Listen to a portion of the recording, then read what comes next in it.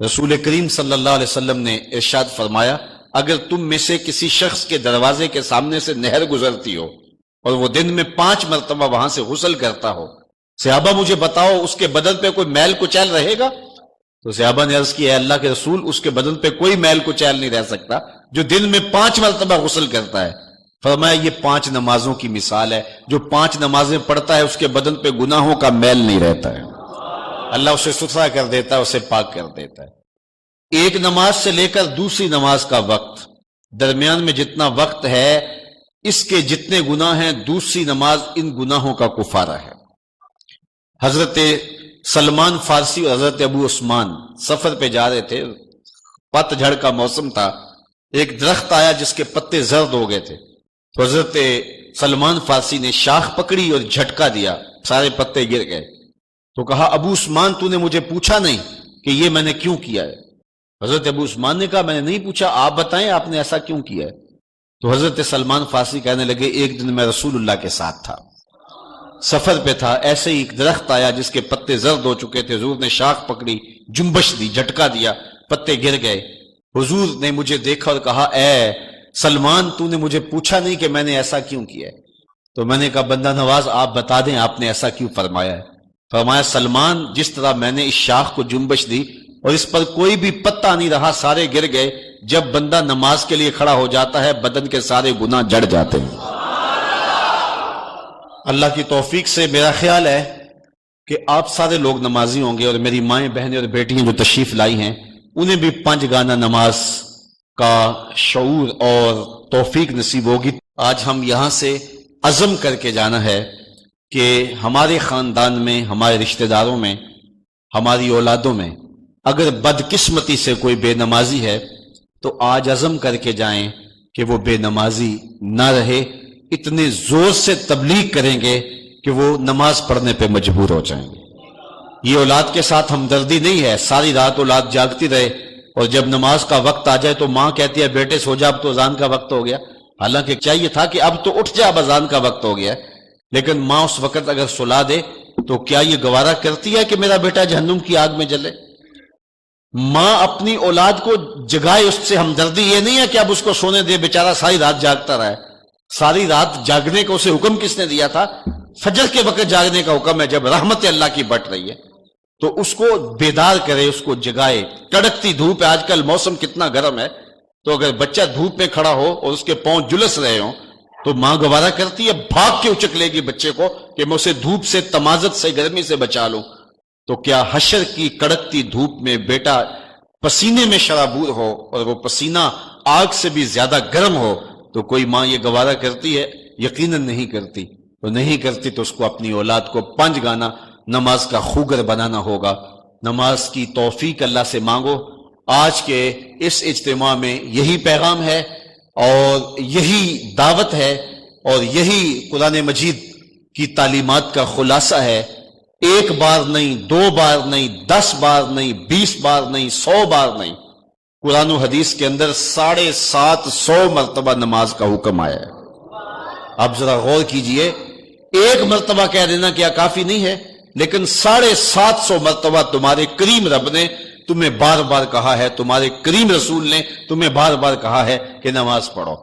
تو اگر ہم اتنی بار سننے کے بعد بھی نماز نہیں پڑھیں گے تو پھر ہم کہاں کھڑے ہوں گے؟ اور دوسری بات ہے کہ اتنی تاکید کی گئی ہے، اتنی تاکید کی گئی ہے، تو یہ کتنا بڑا جرم تھا نماز کا ترک کرنا کہ بار بار کہا گیا ہے۔ جب آگے سامنے آگ جل رہی ہو اور کوئی دوڑ کے چھلانگ لگانا چاہ رہا ہو تو پھر ماں کی ممتا اتنی ہوتی ہے کہ اس کو 100 بار بھی روکنا پڑے تو بچے کو روکتی ہے، اس لیے وہ جانتی ہے کہ آگے آگ ہے، اور اگر میں اس کو نہ روک پائی تو سیدھا آگ میں چھلانگ لگائے گا۔ اللہ ماں سے بھی زیادہ پیار کرتا ہے، رسول اللہ ماں سے بھی زیادہ پیار کرتے ہیں، اس لیے 1 بار نہیں، 2 بار نہیں، 10 بار نہیں، 100 بار نہیں، 750 مرتبہ کہا کہ تمہاری نماز نہیں چھوٹنی چاہیے۔ تو سونے سے قبل 5 انگلیاں بھی گن لو اور 5 نمازیں بھی گن لو۔ یہ عنوان تشنا رہ گیا، چونکہ وقت کے دامن میں اتنی گنجائش نہیں ہے، تو میں جو کہا گیا مجھے امید ہے کہ یقیناً یہ آپ کی روحوں تک اترا ہوگا اور اگر بدقسمتی سے کوئی بے نمازی ہے تو آج کے بعد بے نمازی نہیں رہے گا. اور ہم اپنے ماحول میں اپنی اولاد سے اگر پیار کرتے ہیں اور حقیقی پیار ہمیں، تو پھر ان کو 5 گانہ نماز کا عادی بنانا ہوگا اور ان کی پیشانیوں میں سجدے رکھنے ہوں گے. اللہ مجھے آپ کو اپنی رحمتوں کے حصار میں رکھے. ایک تو وہ حدیث میں نے آپ کے سامنے رکھی جو حضور کا فرمان ہے، الشیطان جاسم علی قلب ابن آدم، انسان کے دل پر شیطان قبضہ جماتا ہے. جب یہ غافل ہوتا ہے تو وسوسہ اندازی شروع کرتا ہے، اور دل اگر پورا سیاہ ہو جائے تو پھر شیطان کے لیے معاملہ ہی آسان ہو گیا، کیونکہ سمجھو کہ دل کے قلعے کی دیواریں منہدم ہو گئی. اب شیطان جدھر سے مرضی آئے، جدھر سے مرضی جائے. ہاں، اب بھی اس کی اصلاح کا طریقہ ہے جو حضور نے ارشاد فرمایا. آقا کریم علیہ السلام نے ہمیں کسی معاملے میں بھی حضور نے تنہا نہیں چھوڑا. آقا کریم ارشاد فرماتے ہیں کہ لِكُلِّ شَيْءٍ سِقَالَةٌ وَسِقَالَةُ الْقُلُوبِ ذِكْرُ اللَّهِ. ہر شے کو زنگ لگ جائے تو اس کا زنگ کسی نہ کسی شے سے اتارا جاتا ہے. کپڑے میلے ہو جائیں تو صابن وغیرہ سے صاف کر لیتے ہیں، یہ لوہا میلا ہو جائے تو ریگ مار سے صاف کر لیتے ہیں. ہر شے کا زنگ کسی نہ کسی شے سے اترتا ہے. اب دل اگر میلے ہو جائیں گناہوں سے تو کیسے دل پاک ہوں گے؟ سقالۃ القلوب ذکر اللہ، کہا اللہ کا ذکر کرو دل ستھرے ہو جائیں گے، دل پاک ہو جائیں گے. جتنا زیادہ ذکر کرو گے اس قدر دل جلا پائیں گے اور دل نور پائیں گے.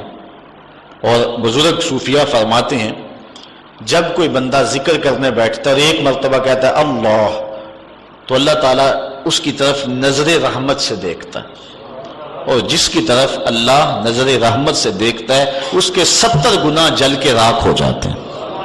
تو ایک مرتبہ اللہ کہنے سے 70 گناہ مٹ گئے. پھر یہ بار بار تکرار کرتا رہا تو دل جو ہے وہ آہستہ آہستہ مصفہ ہونا شروع ہو جاتا ہے، دل سیکل ہونا شروع ہو جاتا ہے، دل پاکیزہ ہونا شروع ہو جاتا ہے. اس کے اوپر سے غلاظت، گندگی اور جو دل کے اوپر چڑھا ہوا غلاف ہے وہ اتر جاتا ہے اور دل پھر انوار پانے لگتا ہے.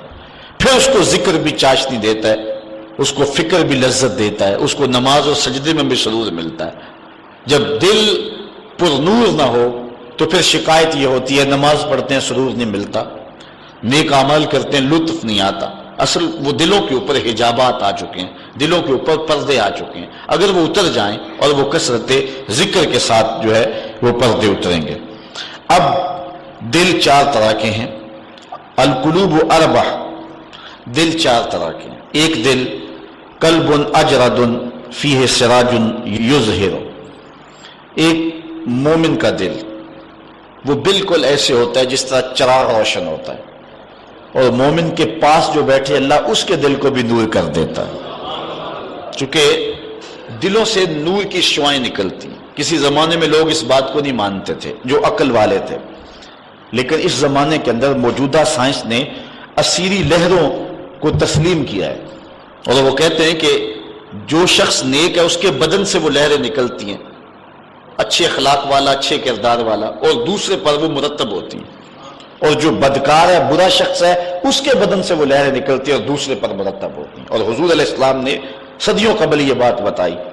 حضور نے فرمایا اچھے آدمی کی صحبت ایسے ہے کحامل المسک، جس طرح کستوری والا شخص ہوتا ہے، عطار کی طرح ہے کہ اس کے پاس اگر آپ بیٹھیں تو خوشبو آتی رہے گی. فرمایا یا تو تمہیں دے گا تحفہ، یا تم اس سے خرید لو گے، یا نہ وہ تحفہ دے گا نہ تم خریدو گے، لیکن جب تک بیٹھو گے مشام جام معطر رہیں گے، اور گھر آؤ گے تو لباس میں خوشبو بسی ہوئی ہوگی. اس لیے اچھے بندے کی صحبت کو حضور نے جو ہے وہ کستوری والے عطار سے حضور نے تشبیہ دی. اور جو برا شخص ہے اس کی مثال حضور علیہ السلام نے بھٹی والے سے مثال دی کہ جو شخص بھٹی والے شخص کے پاس بیٹھے گا یا تو کچھ چنگاری اڑے گی اور اس کے جسم اور کپڑوں کو جلا دے گی، اور اگر چنگاری اڑ کے اس کے بدن کو نہ بھی جلائے تو جتنی دیر بیٹھا رہے گا اس کی بدبو، اس کا دھواں اس کے لیے پریشانی کا باعث رہے گا. اس لیے اچھے آدمی کی صحبت کو اختیار کرنے کا حکم دیا. ہمارے مشائخ نقشبندیہ کا طریقہ یہ ہے، وہ کہتے ہیں کہ اچھے آدمی کی صحبت میں جا کے بیٹھ جاؤ، نہ تم کوئی بات کرو نہ وہ کوئی بات کرے، اس کے باوجود بھی من میں روشنیاں ہوں گی، من میں اجالے اتریں گے. اللہ اکبر. وہ میاں صاحب نے کہا تھا نا، چنگے بندے دی صحبت یارو جویں دکان اتاراں، سودا پاویں مول نہ لئیے ہلے آن ہزاراں. تو برے بندے دی صحبت یارو جویں دکان لوہاراں، تے کپڑے پاویں کنج کنج بھئیے چنکا پین ہزاروں. تو اب جل جانے کا اندیشہ بہر صورت موجود ہے. تو اس لیے آج دنیا جو ہے وہ اسیری لہروں کو مانتی ہے. میں اس کی سادہ مثال آپ کو دینا چاہتا ہوں کہ کسی کے بدن سے اسیری لہریں نکلنا تو دور کی بات ہے، کسی شخص کے تذکرے سے اس کے اثرات مرتب ہوتے ہیں. مثال کے طور پہ اگر آپ کے کسی دیرینہ اور پیارے دوست کا تذکرہ چھیڑ دیں، گفتگو کر دیں، تو اس سے طبیعت میں خوشی پیدا ہوگی کہ نہیں ہوگی؟ آپ حشاش بشاش ہو جائیں گے. لیکن کسی غلط آدمی کا جس سے آپ کو نفرت ہو، اس کی بات چھیڑ دیں، طبیعت میں گھٹن پیدا ہوگی کہ نہیں ہوگی؟ اگر گندگی کے ڈھیر کی بات کوئی چھیڑ دے، طبیعت میں گھٹن پیدا ہوگی کہ نہیں ہوگی؟